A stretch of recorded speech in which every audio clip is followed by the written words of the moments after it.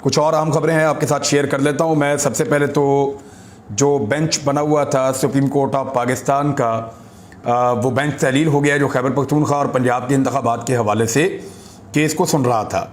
यहाँ कुछ तफसीलात हैं, मैं आपके साथ शेयर कर देता हूँ बेंच के हवाले से, क्योंकि आज जब सुबह अदालत लगी तो उसके अंदर चीफ जस्टिस ऑफ पाकिस्तान ने कहा कि उनके एक साथी जज जस्टिस अमीनुद्दीन खान साहब कुछ कहना चाहते हैं और उनकी पहले बात सुनी जाए।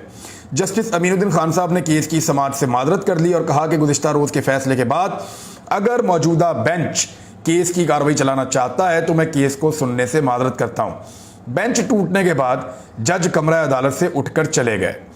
अच्छा, ये तो बेंच टूट गया है, 5 रुकनी बेंच था, बेंच टूट गया है, अब दोबारा समाअत होगी और क्या फुल बेंच बनेगा, फुल कोर्ट बनेगा, या ये जो समाअत है ये यही जो बेंच बाकी जजेस रह गए हैं ये करेंगे। इसके ऊपर इजलास भी हुआ और सारा दिन खबरें चलती रहीं। सिद्दीक जान साहब ने बाद में खबर दी, बड़े क्रेडिबल जर्नलिस्ट हैं इस्लामाबाद के।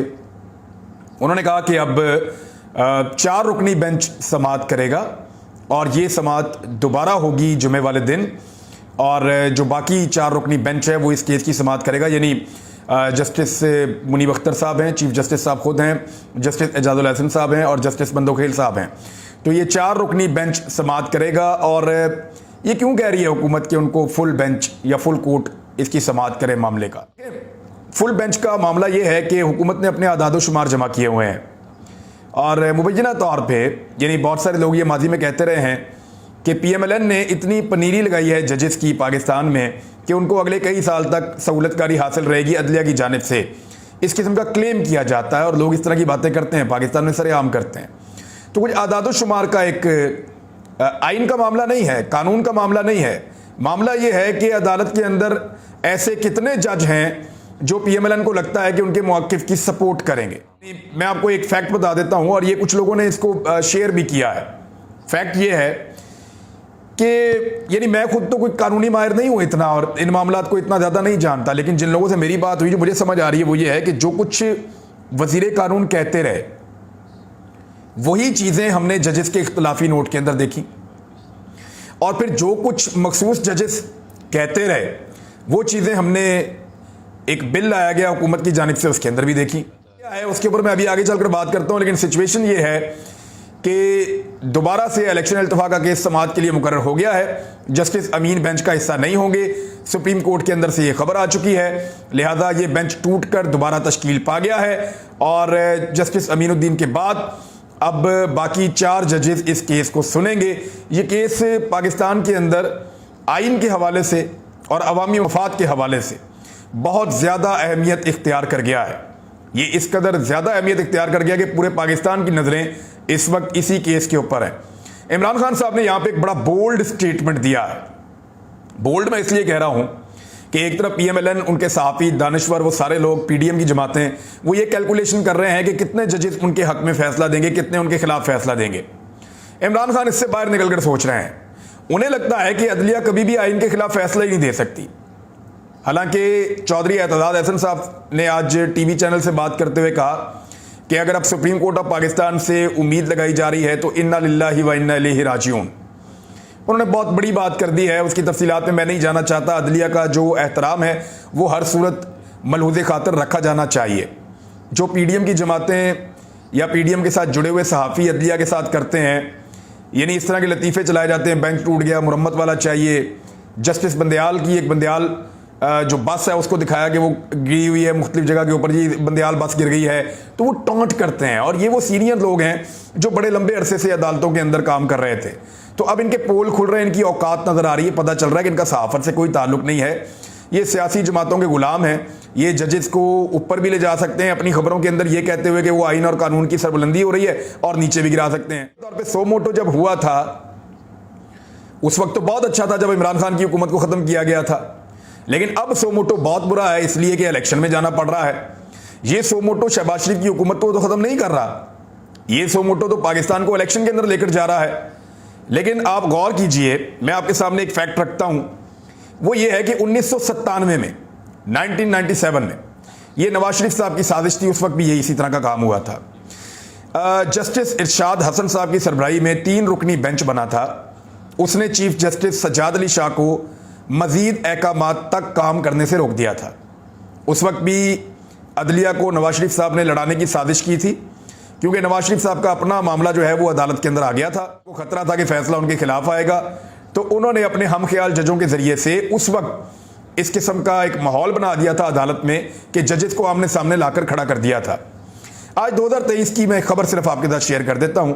जस्टिस कादी फायद ईसा साहब की सरबराही में 3 रुकनी बेंच बनता है, और 3 रुकनी बेंच जो है वो चीफ जस्टिस का जो बेंच बनाने का इख्तियार है उसको, और सो मोटो के बारे में भी कहते हैं कि जी ये आइन में मौजूद नहीं है, और रूल्स जब तक नहीं बन जाते तब तक तमाम सो मोटो केसेस मुलतवी कर दिए जाए। अब मामला यह है कि इमरान खान की हुकूमत भी तो सो मोटो के नतीजे में गिरी थी, वरना इमरान खान तक उस वक्त तो पाकिस्तान को इलेक्शन में ले गए थे इमरान खान साहब बाजवा के दौर में ही।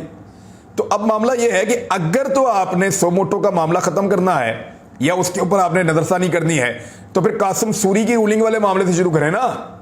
कासिम सूरी को फिर अपील में जाना चाहिए, और वो कह रहे हैं कि मैं अपील में जाऊंगा भी। कादी फायद ईसा साहब को लेकर 1-2 चीजें बड़ी इंपॉर्टेंट है। वो ये है कि मरियम नवाज ने और PMLN ने कादी फायद ईसा साहब को बहुत मुतनाज़ जज बना दिया है।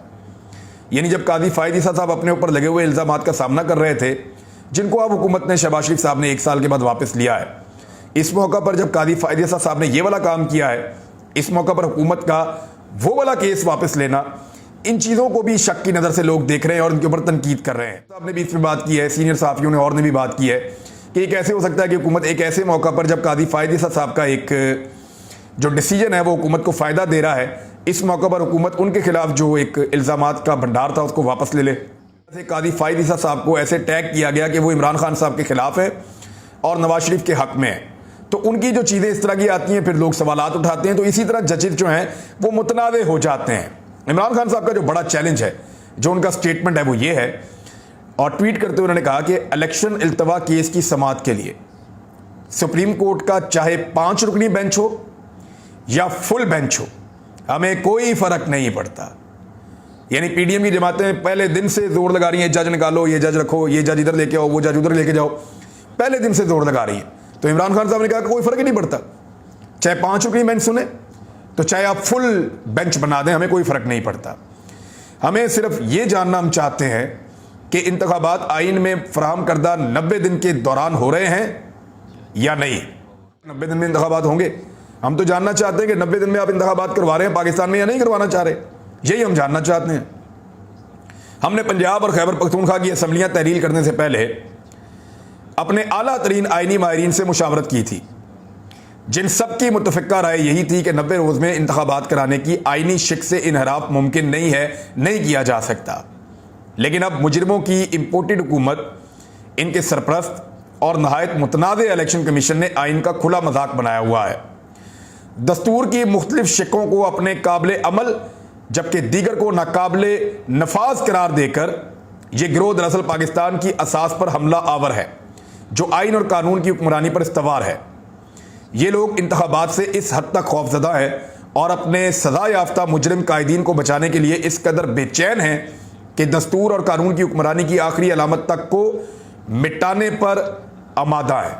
ये इमरान खान साहब ने ट्वीट किया है, दलेराना ट्वीट है कि जैसा मर्जी बेंच बन जाए, फैसला करो फटाफट, अभी पाकिस्तान में इंतखाबात होने हैं 90 दिन के अंदर या नहीं होने।